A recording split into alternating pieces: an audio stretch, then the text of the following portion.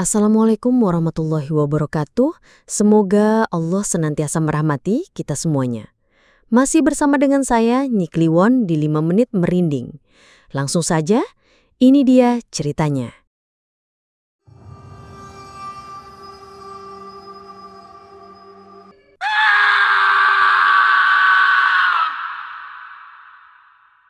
Angin dingin pegunungan Merapi menusuk hingga ke sumsum tulang. Di beranda rumah panggung yang sederhana, di bawah temaram lampu minyak, seorang kakek tua dengan rambut memutih, Mbah Karto, menatap cucu tunggalnya, Randy, yang asyik bermain congklak. Mata keriput Mbah Karto memancarkan kearifan yang dalam. "Di, Mbah mau cerita tentang gua tengkorak itu," ucapnya tiba-tiba, membuat Randy menghentikan permainannya. Konon, di lereng Merapi sana ada sebuah gua angker. Gua yang terlarang untuk siapapun. Dihuni oleh mak lampir, Di.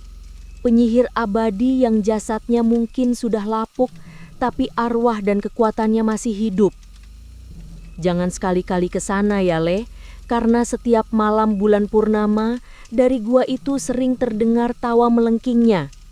Tawa yang bisa membuat bulu kudukmu berdiri dan jiwamu hilang ditelan kegelapan. Randy bergidik, namun tatapan matanya terpaku pada kakeknya, penasaran dengan cerita yang baru saja didengarnya. Di tengah kemajuan teknologi dan rasionalitas yang mengikis kepercayaan akan hal-hal goib, sekelompok mahasiswa pencinta alam dari kota besar beranggotakan 5 orang memutuskan untuk mendaki Gunung Merapi. Mereka adalah Benny, sang ketua kelompok, Lisa, gadis periang yang selalu membawa kamera, Roni, si pendiam yang ahli peta, Fajar, si humoris, dan Santi, si penurut. Tujuan utama mereka bukan hanya menaklukkan puncak, melainkan juga membuktikan bahwa legenda Mak Lampir dan Gua Tengkorak hanyalah mitos belaka, bualan para orang tua untuk menakut-nakuti anak-anak. "Pokoknya kita buktikan, itu cuma cerita pengantar tidur," seru Benny dengan semangat menggebu saat mereka berkumpul di pos pendakian. Meskipun beberapa warga desa, termasuk Pak Tarjo, kepala dusun yang berwajah serius, sudah memperingatkan mereka tentang bahaya Gua Tengkorak dan jalur terlarang di lereng barat, para pendaki muda itu tetap nekat. "Sudah banyak yang hilang di sana, Den. Jangan main-main," nasihat Pak Tarjo dengan nada penuh kekhawatiran, namun diabaikan begitu saja.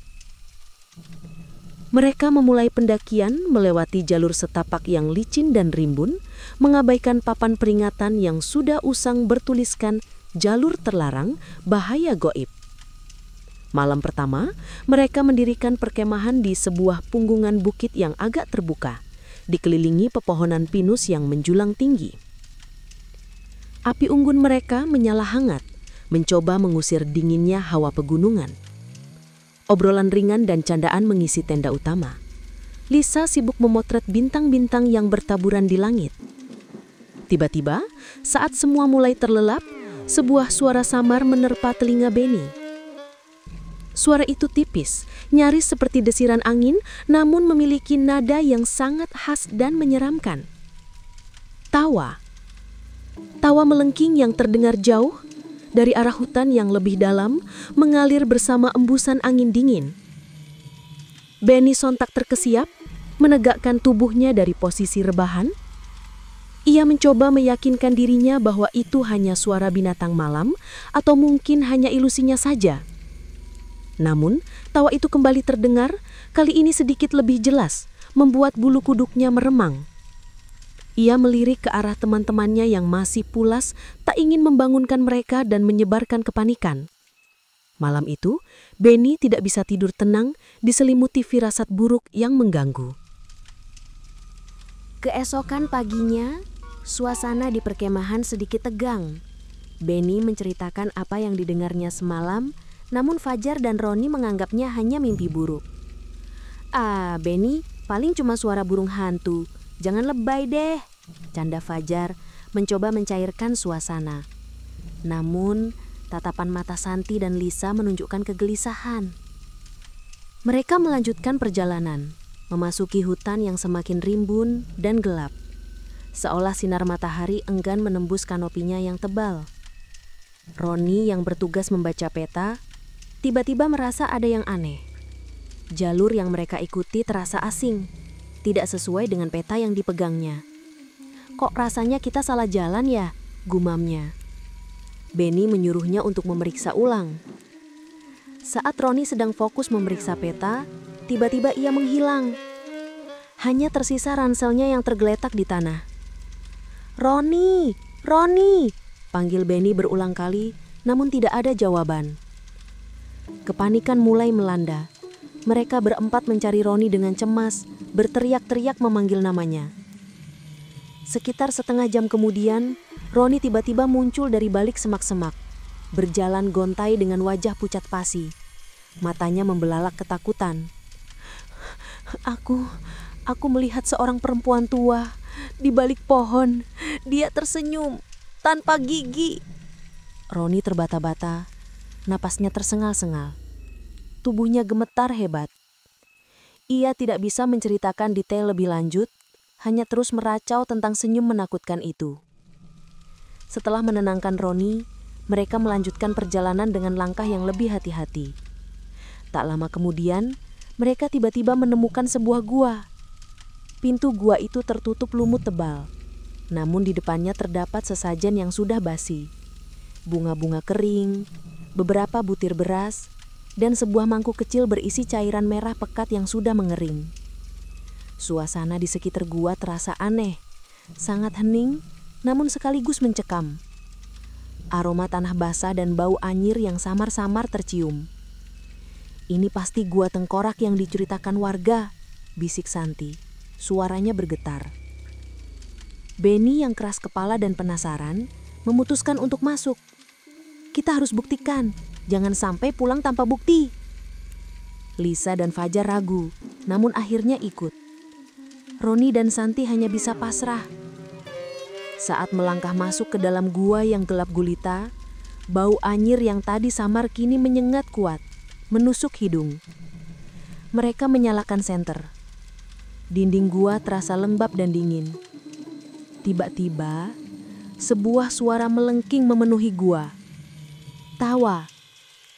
Tawa panjang yang menggema datang dari kedalaman gua yang tak terlihat, seolah-olah menyambut kedatangan mereka.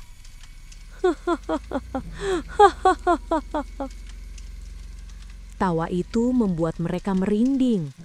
Namun, Benny tetap memaksa untuk maju.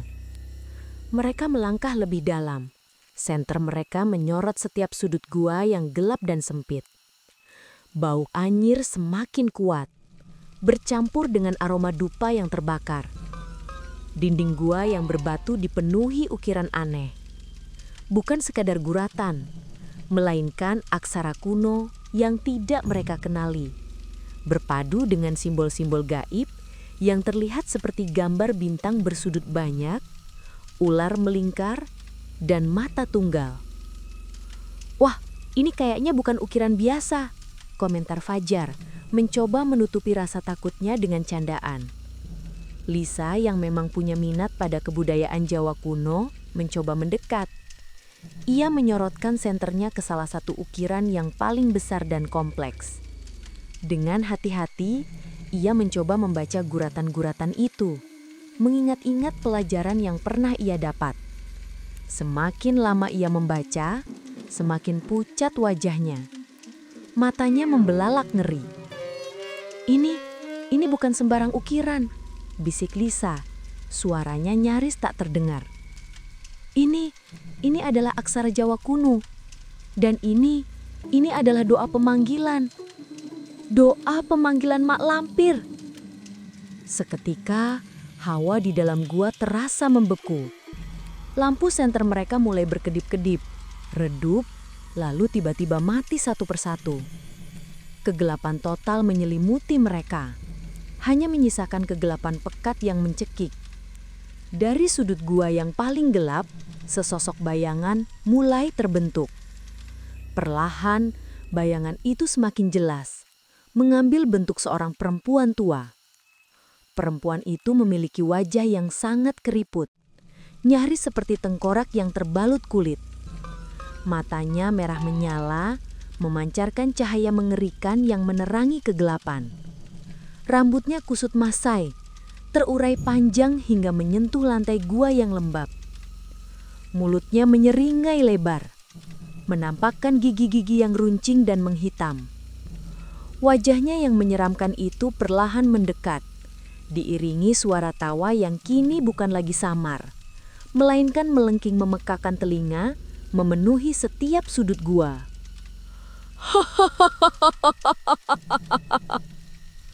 Para pendaki itu sontak berteriak histeris.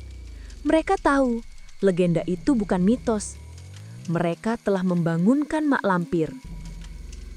Mak Lampir berdiri menjulang di hadapan mereka. Tawa melengkingnya mengoyak pendengaran. Matanya yang merah menyala menatap tajam satu persatu, seolah menelanjangi ketakutan di dalam jiwa mereka. "Siapa yang berani masuk ke guaku, tidak boleh keluar dengan selamat." Suaranya serak, berat, namun penuh kekuatan magis yang menekan.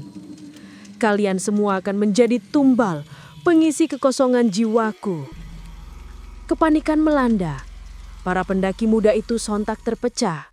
Fajar yang biasanya humoris, tiba-tiba berteriak kesetanan, matanya kosong. Ia mulai mencakar-cakar wajahnya sendiri, menggeram seperti binatang buas, seolah tubuhnya dirasuki kekuatan lain. Benny dan Lisa berusaha menolong, namun Fajar terlalu kuat. Ia bahkan mencoba menyerang Benny. "Dia bukan Fajar lagi," teriak Lisa panik. Sementara itu, Roni dan Santi yang sudah sangat ketakutan mencoba mencari jalan keluar. Mereka berlari ke arah yang berlawanan, terpisah dalam kegelapan yang mencekik. Mak Lampir hanya tertawa. Tawa melengkingnya semakin menjadi-jadi, memenuhi setiap sudut gua. Tiba-tiba, dari kegelapan terdengar jeritan Santi yang memilukan. "Ah!" Suara itu diikuti dengan bunyi gedebuk yang berat, lalu hening. Benny dan Lisa saling berpegangan, gemetar hebat. Mereka mencoba mencari Santi, namun yang mereka temukan hanyalah kegelapan yang pekat. Roni pun tak terlihat. Hanya ada suara Mak Lampir yang terus menertawakan dan Fajar yang masih meronta-ronta kesetanan. Satu persatu, anggota tim pendaki itu mulai menghilang, ditelan oleh kegelapan dan kengerian gua. Mak Lampir melayang-layang di dalam gua. Bayangannya besar dan mengerikan, seolah-olah dinding gua adalah bagian dari tubuhnya. Tawa melengkingnya bercampur dengan jeritan Fajar yang kini telah benar-benar kehilangan akal sehatnya, dan isak tangis Lisa yang tersisa. Gua itu menjadi panggung horor, tempat di mana mitos bertemu dengan kenyataan yang paling mengerikan. Benny tahu ini adalah akhir dari segalanya. Di tengah kekacauan dan jeritan yang memilukan di dalam gua, Benny entah bagaimana berhasil lolos dari cengkraman Mak Lampir dan kerasukan Fajar. Dengan sisa tenaga dan adrenalin yang memuncak, ia berlari sekencang-kencangnya, tanpa arah, menembus kegelapan dan lorong-lorong gua yang tak berujung. Suara tawa melengking Mak Lampir dan jeritan teman-temannya terus mengejar, menghantui setiap langkahnya. Ia akhirnya melihat secercah cahaya di ujung lorong. Dengan harapan yang membuncah, ia mengerahkan seluruh tenaganya, merangkak keluar dari mulut gua yang berlumut itu. Saat berhasil keluar, ia tidak lagi mendengar tawa Mak Lampir. Hutan di luar gua terasa begitu sunyi, namun kengerian yang baru saja ia alami masih melekat erat. Benny berlari terus, menuruni lereng gunung dengan sempoyongan, tak peduli dengan luka-luka di tubuhnya. Ia hanya ingin sejauh mungkin dari gua terkutuk itu. Namun tubuhnya sudah terlalu lemah. Tak jauh dari pos pendaki desa, Benny tiba-tiba kehilangan kesadaran. Ia jatuh pingsan, tubuhnya tergeletak tak berdaya di antara bebatuan dan rerumputan. Untungnya beberapa warga yang kebetulan sedang patroli melihatnya. Pak Tarjo dan Pak Kade segera membawa Benny ke puskesmas terdekat. Saat diselamatkan dan siuman beberapa jam kemudian, Benny hanya bisa berteriak-teriak ketakutan.